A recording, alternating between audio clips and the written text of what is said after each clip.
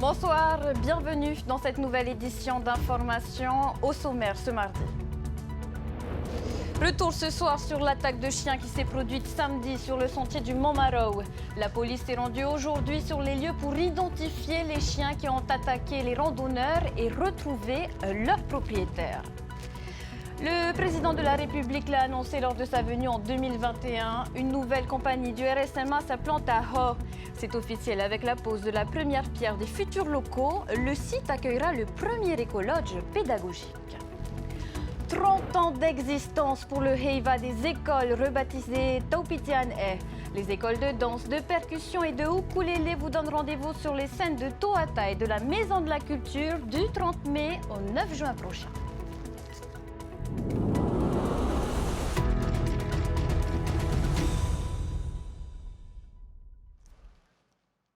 Nous vous en parlions hier sur des images chocs qui ont fait réagir bon nombre d'entre vous.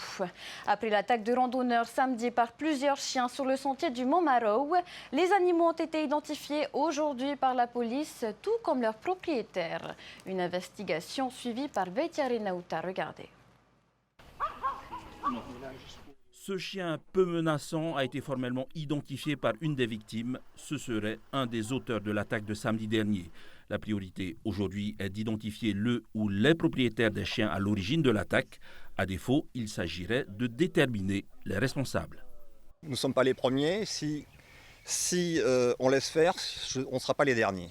Il y a eu des morts il y a 2 ans, à Rayatea, il y a eu un enfant, il y a eu un monsieur, il y a eu une grand-mère, enfin bref. Donc c'est quand même un fléau qui n'est pas anodin, c'est dramatique, ça peut prendre des proportions mortelles. Les blessures de ma femme, ça serait passé un petit peu différemment, un petit peu plus haut sur la cuisse, il y aurait des artères qui auraient été touchées, donc c'était la mort. Donc tout ça appelle à des nouvelles responsabilités à déterminer. Si les chiens errants n'ont pas de propriétaire, la responsabilité incombe à la municipalité qui est garante de la sécurité des administrés et usagers. En outre, il faudra aussi déterminer avec exactitude que les chiens désignés sont bien ceux qui ont attaqué les victimes. Il faut établir dans un premier temps les responsabilités. Est-ce que c'est bien ces chiens? Déjà ça. Bon, après, on verra. Quelles seront les mesures, quel sera le discours que va tenir le contrevenant, le détenteur ou le propriétaire. Au terme de l'enquête de terrain, le propriétaire des 3 chiens mis en cause par les victimes a été identifié. Il sera auditionné par la gendarmerie qui a reçu la plainte des 3 victimes. Les peines encourues par le propriétaire des chiens sont de 2 ans de prison et 3 millions de francs d'amende. Changement de cap, direction maintenant l'atoll de Haut, Tuamotu. Présente sur place depuis 2022, la 4e compagnie du RSMA a lancé le chantier de son futur site hier en présence d'officiels des forces armées et de l'État. Il accueillera le premier écolodge pédagogique, une bonne nouvelle pour le développement économique de l'atoll et pour les jeunes des archipels voisins. Emma Mathieu était sur place, regardez. Depuis 18 mois, la 4e compagnie de formation professionnelle du régiment du service militaire adapté est installée dans ses locaux temporaires. La commune accueille à bras ouverts le développement du RSMA. Bien sûr, c'est une bonne augure pour l'atoll de Haut. C'est ce renouveau, il y a une économie circulaire. Et puis après, les jeunes aussi, ce qui permet aussi, parce qu'il n'y a pas que les jeunes des Tuamotu, il y a aussi les jeunes arrivant des îles, des Marquises, un peu de tous les archipels. Et ce qui leur permet de découvrir aussi les Tuamotu. Peut-être demain, ils seront les futurs entrepreneurs, ils resteront sur Haut, ils verront qu'il y a quelque chose à faire. Et voilà, c'est bien pour l'île, c'est bien pour tout le monde. Le choix de Haut pour l'implantation de cette 4e compagnie n'est pas un hasard. Alors le président de la République l'a dit quand il était venu en 2021 en Polynésie française. On a une dette envers la Polynésie et il y a un engagement particulier vis-à-vis de Haut. On connaît tous le poids de l'histoire et donc c'était tout naturellement que le président de la République a souhaité que l'unité nouvellement créée du service militaire adapté, elle puisse s'implanter ici à Haut pour venir renforcer la vie et créer un cycle vertueux dans la vie de l'île. C'est sur ce site que les nouveaux bâtiments du RSMA vont être construits. La première pierre a été posée hier. Les travaux devraient débuter en septembre et durer pendant 4 ans. Le chantier est estimé à 4 milliards de francs, un coût en partie justifié par les normes de sécurité anticyclonique et la démarche éco-responsable. Vous savez qu'ici, malheureusement, il faut attendre la pluie pour avoir de l'eau douce, ce qui n'est pas forcément non plus le cas tous les jours. Donc on produit de l'eau grâce à un osmoseur. Le traitement des eaux usées se fera avec un traitement poussé jusqu'à la réutilisation des eaux usées. AO est un challenge que nous avons à relever parce qu'on a reçu pour mission de se développer en ayant l'impact sur le territoire le plus faible possible. Mais on se veut aussi d'avoir une compagnie la plus vertueuse possible. On souhaite s'intégrer complètement et puis devenir autonome. L'objectif du RSMA est de permettre aux jeunes de mieux s'insérer professionnellement et socialement. Chaque année en Polynésie, un tiers des 18-25 ans dépose un dossier pour intégrer la formation. Beaucoup sont refusés faute de place. HAO proposera de nouvelles capacités d'accueil à horizon 2028. On continue notre tour d'horizon de l'actualité de nos archipels aux Marquises. 3 pannes d'avion en 3 jours dans les îles du Nord. Des problèmes techniques heureusement détectés au sol, mais pas sans conséquences. Hier, des collégiens en partance pour Hivaoa sont restés bloqués une dizaine d'heures à l'escale de Nukuhiva. Une situation qui interpelle sur l'île d'origine de ces élèves, Laure Philibert et Esther Parocordette. Bloqués, des dizaines de passagers ont eu à composer avec plusieurs pannes techniques successives ces derniers jours dans les aéroports du Whenua et Nana. Samedi dernier, il y a un avion de Air Mona qui était tombé en panne sur le tarmac de Hivaoa. Et hier, c'était autour de 2 appareils de Air Tahiti à Nukuhiva. Donc voilà, c'est sûr que ça perturbe un petit peu le bon déroulement du transport des passagers. Surtout certains passagers doivent gagner Hivaoa en passant par Nukuhiva et inversement. Parmi les usagers, 3 collégiens de Uapau en transit à Nukuhiva, alors qu'une défaillance sur le gouvernail de l'un des ATR d'Air Tahiti est identifiée. Ils passeront près de 10 heures à l'aéroport de Terre Déserte avant d'être acheminés vers Taiohahe. Ce sont des collégiens de l'île de Uapau, donc qui ont pris l'avion en 9 heures pour se rendre sur Nukuhiva et par la suite regagner l'île de Hivaoa pour reprendre les activités scolaires. Il y a eu une organisation interne avec le TUNONTRA pour justement rapatrier des touristes et des résidents. Malheureusement, dans les 2 premiers vols, les 3 élèves n'ont pas été prioritaires. Et c'est dommage parce que ce sont des mineurs. Ils auraient pu intégrer, mettre en priorité les enfants, les mineurs dans les 2 premiers voyages. Et du coup, ces enfants ont attendu jusqu'à 17h, 18h en fin d'après-midi pour enfin être ramenés au village principal. Une situation que dit regretter la compagnie qui opère les vols domestiques. Tout d'abord, je tiens à m'excuser au nom de la compagnie des désagréments causés aux passagers hier suite à 2 incidents techniques qui sont survenus sur Nukuhiva. Ces mineurs ont été repérés assez rapidement. Nos agents d'escale les ont ensuite se sont assurés qu'ils étaient bien pris en charge, qu'ils avaient eu à manger, qu'ils avaient pu contacter leur famille pour les informer de la situation. Et ensuite, la difficulté de Terre Déserte, c'est d'être éloigné du village. Il a fallu trouver un taxi ensuite pour les ramener. Et comme ils étaient mineurs, notre agent d'escale a tenu à ce qu'elle les héberge personnellement. Après le gouvernail sur le premier ATR, c'est un problème au niveau d'une roue qui immobilise un second appareil, justement chargé d'acheminer les techniciens pour réparer le premier. Les capacités d'hébergement sur Nukuhiva sont contraintes, donc il a fallu se réorganiser complètement pour trouver des solutions d'hébergement. Et c'est vrai que c'était une situation qui était un peu complexe hier et nos équipes ont essayé de faire au mieux pour minimiser l'impact sur nos clients. La vingtaine de passagers impactés par la panne d'Air Moana samedi a quant à elle pu repartir le lendemain avec Air Tahiti. Si le maire de Uapau admet qu'on ne peut pas programmer une panne, il espère une amélioration des procédures de prise en charge pour éviter que ce genre de situation ne se répète. Parlons culture avec cet événement incontournable qui fête ses 30 ans d'existence. Le Hiva des écoles renommé Taupitian revient du 30 mai au 9 juin sur la scène du Grand Théâtre de la Maison de la Culture et sur les planches de Toata. Aux écoles de danse se sont ajoutées au fil du temps les écoles de percussion et de ukulélé. Mériteato nous en dit plus. 4 grands groupes de danse primés au Heiwei Teiti et leurs écoles ouvriront le Taupiti An'e de cette année. Hei Teiti et Manohiva seront suivis de Orihei et Aratoa. Les autres écoles se produiront au Grand Théâtre, donc sur 2 week-ends, donc samedi et dimanche à partir de midi et ce jusqu'à 20h au moins. Donc la programmation est assez dense comme chaque année. Les écoles ont entre 30 et 45 minutes pour se produire au Grand Théâtre. Et donc là, permettre aux écoles de danse de venir se produire au Grand Théâtre, c'est permettre à tout le monde de danser notre culture polynésienne. Avec 38 écoles, l'édition 2024 dépasse la précédente qui comptait 32. Une performance rendue possible par une meilleure organisation des équipes de Te Whāiti-Nui. À chaque année, je redécouvre le Taupiti An'e différemment.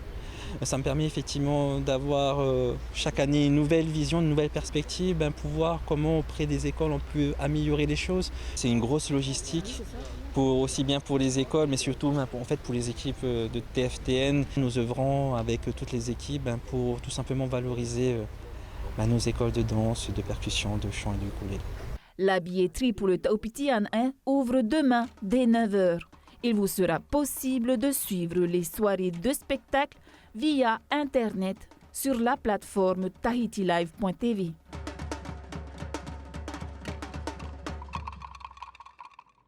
Envolons-nous maintenant du côté de la Nouvelle-Zélande où une délégation du lycée professionnel de Uturua et du CJA de Taha'a œuvre pour réaliser un rêve, faire monter leurs élèves sur la scène du Pacifica Festival à Auckland. Ronnie Moufat est à leur côté, regardez. Hina Jordan est professeur de Réo au lycée professionnel d'Uturua. Son rêve est de participer au Pacifica Festival avec des élèves de son établissement pour mettre en valeur leurs compétences professionnelles. La rencontre avec Ena Manuireva, co-organisateur de l'événement, offre une opportunité exceptionnelle. Oui, tout à fait, puisque au lycée professionnel de Uturua, nous avons un projet de chef-d'œuvre, dans lequel nous devons travailler certaines compétences professionnelles. Et justement, dans ce chef-d'œuvre, il y a la partie où j'interviens en tahitien. Donc c'est ce qui fait qu'on a pensé justement voir loin, faire participer nos élèves à un événement culturel et notamment le Pacifica Festival. Une rencontre partagée avec le CJA de Taha'a et le président de l'association Réo UPF. Oui, tout à fait. Si je venais à participer en partenariat avec le lycée professionnel d'Uturua, ce serait vraiment sur la partie technique, professionnelle, réalisation d'objets en bois par exemple, réalisés par les élèves dans l'atelier de menuiserie. Le projet séduit l'enfant du Fénois. Le Pacifica Festival célèbre chaque année tout ce qui concerne les îles du Pacifique. Jamais le festival n'a accueilli une troupe de jeunes élèves sur scène. C'est un peu ça pour moi le Pacifica, c'est rassembler tous les gens du Monanui à Hiva et partager ses compétences, ses connaissances, savoir-faire. Ouais, c'est ça pour moi le Pacifica. Grâce au contact établi au fil des ans par l'association Anui Taputapuatia, l'idée prend forme ici, au musée d'Auckland. Chaque année, le Pacifica Festival accueille une dizaine de régions du Pacifique et plus de 15 000 visiteurs, une belle vitrine pour promouvoir la Polynésie. On quitte le Pacifique pour l'Europe, où la flamme olympique a débuté son périple ce mardi après son allumage à Olympie, en Grèce. Elle arrivera au Fénois au mois de juin et 124 Polynésiens auront l'honneur de porter ce symbole universel. Le reportage de Nicolas Pérez. C'est dans le sanctuaire antique d'Olympie, devant les ruines vieilles de 2600 ans du temple d'Héra, que la flamme olympique de Paris 2024 s'est embrasée. J'avais jamais assisté ici, là où tout a commencé, à cette cérémonie selon la tradition ancienne de l'allumage de la flamme. Ça y est, le symbole est parti. Les Jeux de Paris 2024 vont pouvoir commencer. Il nous reste 100 jours maintenant pour profiter de cette fête du sport. C'est Laure Manodou qui aura eu l'honneur d'être la première porteuse de la flamme. Elle qui fut 20 ans auparavant sacrée championne olympique de natation à Athènes. Oui, beaucoup de fierté, beaucoup de stress aussi, mais d'abord beaucoup de fierté, de joie et j'espère que tous les porteurs de la flamme ressentiront la même chose que moi. Une émotion qui résonne déjà en Polynésie. puisque le 13 juin prochain, la flamme fera entrer le Fénois dans l'histoire en faisant officiellement une terre olympique. On a transformé le relais de la flamme en relais des océans juste sur la période du 7 au 17 juin. Elle va traverser 6 territoires ultramarins, dont la Polynésie française, le 13 juin. La flamme, c'est ça, c'est amener les Jeux sur un territoire, c'est faire vivre à ce territoire et à cette population une expérience hors norme. C'est aussi pour le comité d'organisation l'occasion de vivre une expérience hors norme. Organiser des Jeux en Polynésie, c'est hors norme. Au-delà du symbole sportif, le Comité international olympique entend diffuser un message d'espoir dans un climat international très tendu, marqué notamment par les conflits en Ukraine et au Proche-Orient. En sport toujours, mais à Lyon cette fois. On met la lumière sur un Polynésien, symbole de persévérance, Haunui Omiron. Il y a 4 ans, il a laissé son Fénois pour se consacrer à sa passion pour le jiu-jitsu brésilien dans l'Hexagone. En 2023, il décroche le titre de champion de France. Son portrait nous est brossé par Julien Panafieux et Wallis Glaise.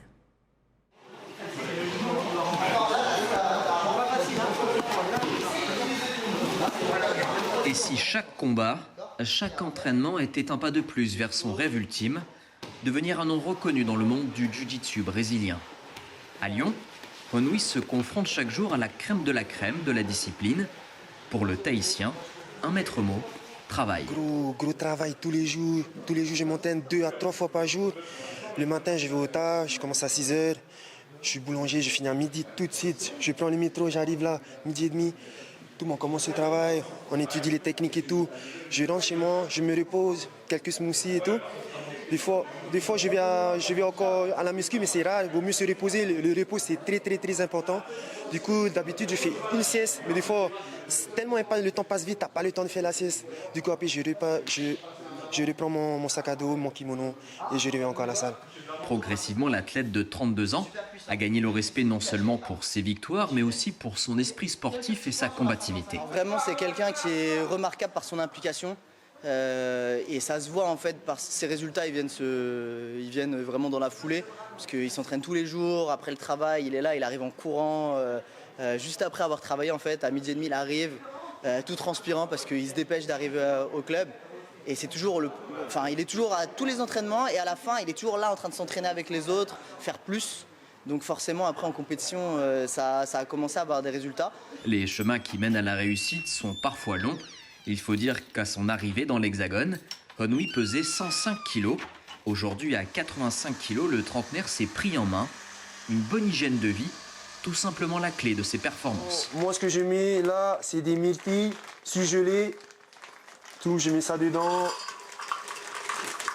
Voilà, myrtilles, ça c'est très bon pour les articulations.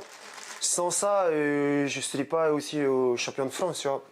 C'est grâce aussi à cette hygiène de vie, de bien s'alimenter, c'est très important. Son ascension dans le monde du JJB est une histoire de détermination et de succès remarquable, comme en 2023 où le Polynésien remporte le titre de champion de France pour sa toute première participation. Oui, c'est très rare. Même moi, j'ai été surpris. Même avec qui je suis tombé sur le podium, on était 4, et mes adversaires ils m'ont dit « Mais attends, t'as jamais vu. T'as jamais vu en compète. Comment ça se fait que tu arrives comme ça d'un coup ?» Et j'ai dit « J'avoue, même moi, j'ai été surpris. C'est ma première compète en violette et là, je gagne. » Et j'étais trop content. Haunui continue d'avoir soif de victoire et veut encore étoffer son palmarès. Prochain objectif pour le Polynésien, le titre de champion de France, ceinture violette, dans la catégorie moins de 88 kg. Voilà, et bon courage à Haunui Omiron pour la suite.